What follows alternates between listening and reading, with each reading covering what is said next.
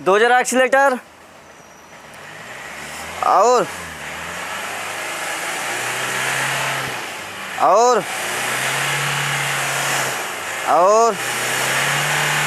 बस।